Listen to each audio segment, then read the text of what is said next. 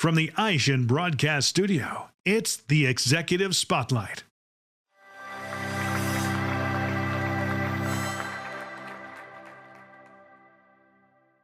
Welcome to another episode of AutoSuccess Executive Spotlight. I'm Kyle Alexander, and joining me today is Chris Ponte from Scranton Chevrolet. Hey, Chris, thanks for joining me today. Hey, good morning. How are you doing? Doing well. Happy to be talking to you a little bit about Reynolds and Reynolds Automotive Amplifiers contest today. Super excited as that is coming up here very, very soon. Also want to congratulate you on winning the Impact Award last year at the Automotive Amplifiers contest. Big thing there for you, I'm sure. Kind of my first question revolving around this. Tell me a little bit about what the contest is for those who aren't familiar with it and how you first got involved. So I had gotten an email from Reynolds and Reynolds that basically said they were having an amplifier contest for anybody that had a good idea, that's something that had changed their dealership in a positive way.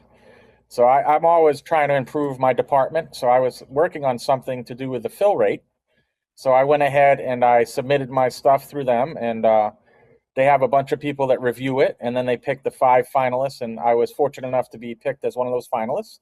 So they flew me out to Dallas, and then I got in front of about 300 people and pled my case for 5 minutes, and the judges convened after that, and luckily I was able to take home the Impact Award. So that was a great experience. That's awesome. Again, congratulations to you on that. Walk me through this idea that ultimately took the top spot. What problem were you trying to solve when you came up with it, and what, again, kind of made you decide to submit your idea to the contest? I know Reynolds and Reynolds reached out to you, but what kind of pushed this across the line? Well, I'd been working on some issues we had here, and I had some problem-solving things.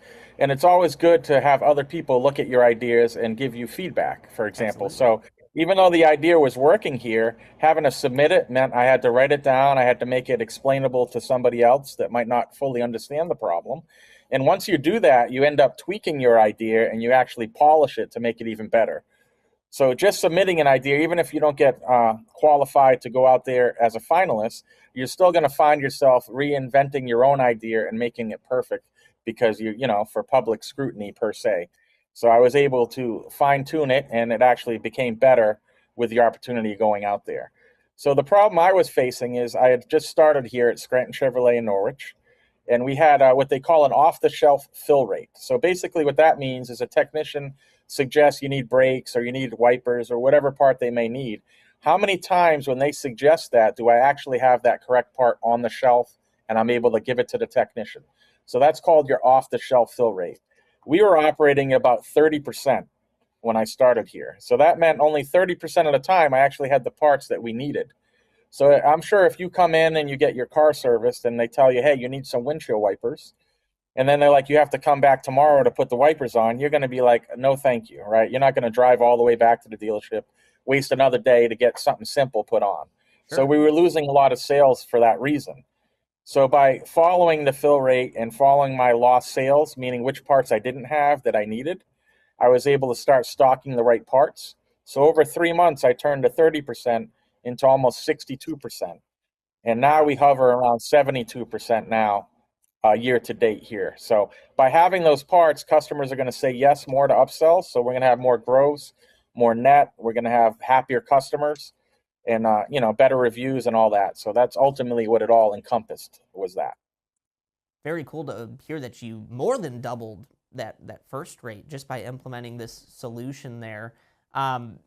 Were there any surprises or unexpected challenges in rolling this idea out at Scranton Chevrolet? And how did your team and yourself really work through these challenges? Yeah, so part of it is, like, if you go into Reynolds and you track a lost sale, it's kind of complex. So the way I did it is, my little twist is, what I did is once I bought those parts, when I paid those bills, I then at the end of the day did the lost sales. So I did them all at one time. And the other thing that allowed me to do is not make lost sales for things I didn't want to keep in the future. For example, if we had an older vehicle in here and I didn't have the rotors, say for a 1986 Corvette, that doesn't mean I want to start stocking rotors for a 1986 Corvette. So by being able to pick and choose which ones I posted as lost sales, that meant that my inventory wasn't going to get overinflated. So I only had an uptick in maybe 5% of value of my inventory. And by being able to do that, we didn't have a lot more stock, but we had a lot higher fill rate. So we're actually making more money, but not having a large investment.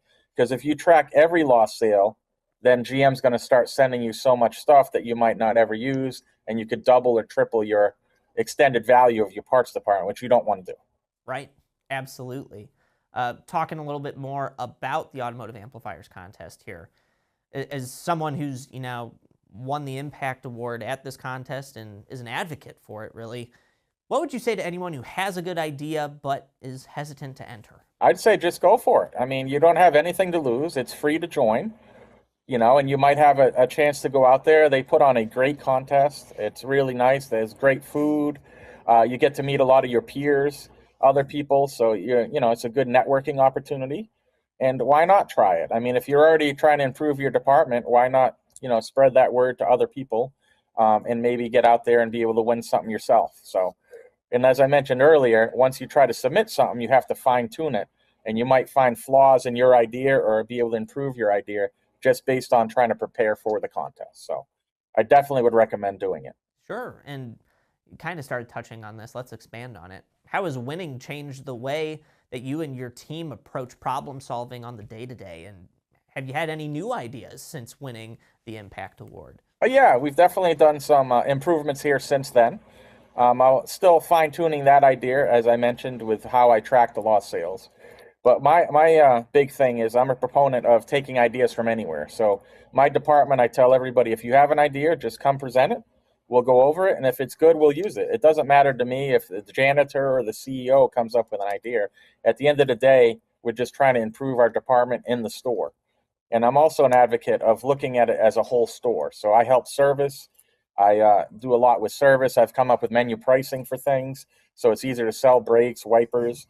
I've created the op codes for that stuff. So now when a customer comes in to the counter and says, hey, how much is it for the brakes on my Traverse?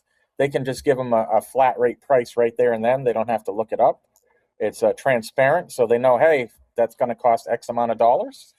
So it's easier to sell that way also than having to say, yours a 2025 Traverse, so it's $700, a 24 is $650. It just adds confusion and everything. So being transparent and open and honest helps the customer feel better. Awesome stuff, Chris. Yes, thank you so much for sharing your story today at Scranton Chevrolet and, just telling us about your experience with the Automotive Amplifiers contest. Anything else maybe to add that we didn't touch on about the contest that you'd like to highlight?